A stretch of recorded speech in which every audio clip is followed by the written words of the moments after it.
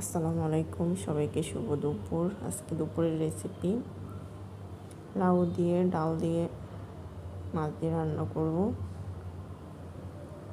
এদিকে লাউটা হয়ে গেছে, বাগার দিয়ে দিলাম, ধনিয়া পাতা দিয়ে নামাই ফেলব। এদিকে লোব্বা দিয়ে আলু দিয়ে মাছ দিয়ে রান্না করতেছি। এদিকে আজকে গাছের অনেকগুলা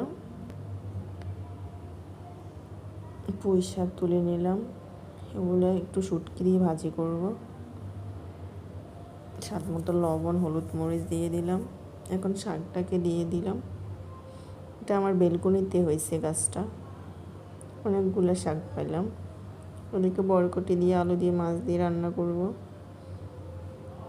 হয়ে গেছে। বেলকনির শাকগুলো না খাইতে অনেক মজা। জাস্ট আজকে প্রথম রান্না করতেছি বেলকনি থেকে, অনেকটা হয়েছে পাই। কার কার বেলকনিতে এরকম গাছ আছে কমেন্ট করে জানাবেন। এদিকে আমার সিম তরকারিটা হয়ে গেছে। এখন মাছটা দিয়ে দিব, একটু পানি দিয়ে দিব ভালোভাবে কষানোর পরে।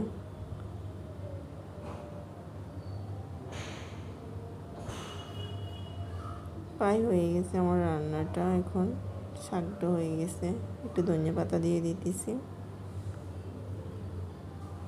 এভাবে রান্না করলে অনেক স্বাদ লাগে।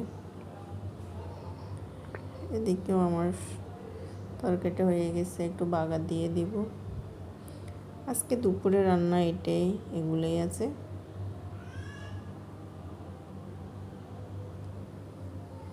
ওকে, বাই বাই, আল্লাহ হাফেজ।